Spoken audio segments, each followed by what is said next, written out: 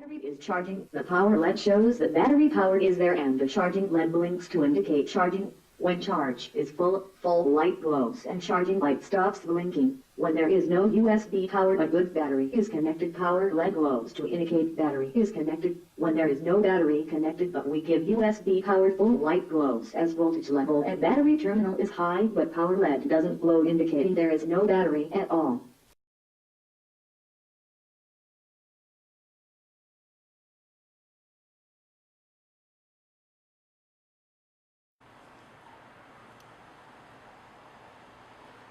Hello Internet, this is a video review of my DIY portable 2-way charger that runs on AA batteries and powers one 2.0mm Nokia jack and one USB port, both at 700 milliamps.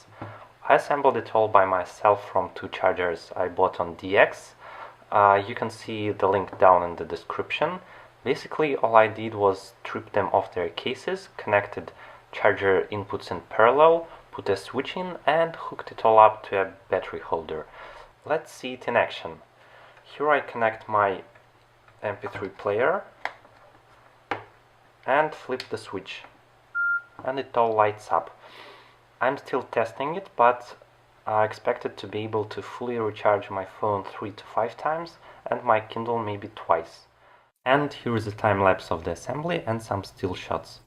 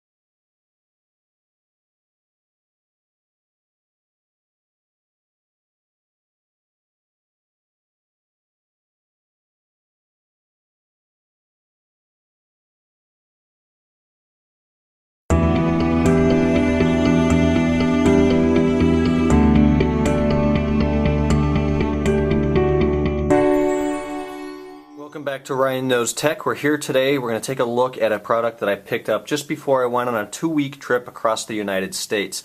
I was going to be on a long road trip from Ohio to California, and I figured it would be time to get an iPhone battery case. And this is what claims to be the original case. It's called the Mophie JuicePak Air. It is simply an iPhone case that is capable of charging the battery when it's on the phone. This is going to run you $79.95 from Mophie.com. You can find it at the Apple Store. I picked it up on Amazon for a few dollars cheaper. It is slightly a different version. It may be an older one or a newer one of what is available elsewhere, but we're going to take a quick look at it today and talk about what it can do. Anyways, this one is for the iPhone 4 and 4S. It's the same case. It's pretty much the same, well, it is the same charging hardware. We've got a 30-pin connector here on the bottom, so you can see how this is going to slide in. This bottom piece comes off like that. I like to put the buttons and everything in first. There's a nice little cutout over here. It fits pretty well. We slide that in, give it a push. It hugs around the phone. There's no way it's coming out of here. We've got a cutout on the back for the camera and flash, and you can see it does add quite a bit of bulk, but we've got a 1500 milliamp 1500 milliamp hour, whatever that specification is, mAh battery in here. It's going to charge your phone from 0 to about 75%, so it's almost as good as having an entire another iPhone battery with you. This is the bottom piece. It's going to snap on. It fits really well into the 30-pin connector there. With the iPhone 5, we may have a 19-pin connector, in which case we need to use an adapter or possibly an entire different product. So that'll kind of suck if I get the next iPhone. But on the bottom here, it adds maybe not even a half-inch, third of an inch of bulk to the bottom there where the charging part is, and there's two little cutouts for the speakers as well as the Mophie name there. On the bottom there's a button just to see how much power the actual battery pack has in it. It's very similar to the battery on the side, or the button on the side of a MacBook Pro, to tell you how much battery power is in there. The left, as we saw before, we have the cutout. The top is totally wide open to the power button, the microphone, and the 3.5mm headphone jack, so don't worry about your headphones not fitting. And then the right side's all closed off. Down on the bottom we have the, what I believe is mini USB cable that comes with it. This is just mini USB or micro USB to USB. So that's how you're going to charge or sync your phone while this case is on, and as well as charging the case with or without the phone installed in the case. So of course with USB, charge it from a computer or something like this. You iPad owners know what that looks like. And to start the case to charge the actual iPhone, there's this little switch on the left side. Right now it's off. You can see there's a little red dot in there.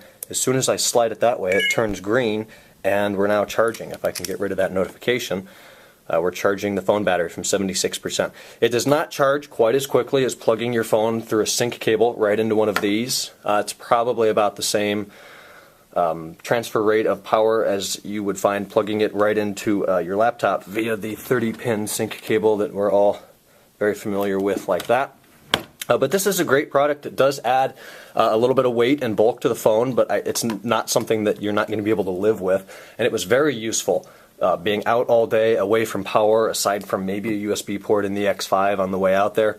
But it was really great to be able to have this on all day. Usually I would charge my phone all night, pick it up in the morning. It would get me till 5 or 6 p.m. with the kind of directions and all the stuff I was using it for on that trip. So then come dinner time, I flipped a switch, and I was definitely good until I would go to bed and plug it in, charge everything up overnight again. So I would definitely recommend one of these if you're looking for an iPhone case with a battery in it. It's the best one that I've seen. It looked like it had the best reviews. It's also available in the Apple Store, which is actually where I got this one, I think. I said Amazon. That was one I bought as a gift for a friend. So leave some comments down below. Do you have one of these? Do you like it? If you've been considering it, I say go for it. I have no complaints. As far as protection, I know a lot of people are concerned about that.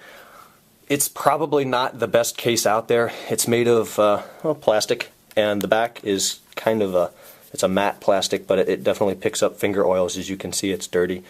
So you may want to clean that every once in a while. But I have not dropped it with this on here, so there's no marks or anything on the side. I do feel it would definitely protect it quite a bit better than having your phone naked or maybe a bumper case, since it does cover the entire back, and all the corners are covered as well. Build quality is pretty decent. It doesn't creak or anything down here. It feels solid. and definitely a product that I would recommend. Thanks for watching the video here. Like it, leave me some comments, subscribe to the channel if you like what you see. Check out our tech site, techinform.us. I'll try to post a review on this if I can find some time there and link this video up to it, as well as my Twitter, twitter.com/JamesRSchultz. The link for everything I just talked about is down below. Again, thanks for watching. Happy Friday. Have an awesome weekend, and I'll talk to you guys next week. Bye-bye.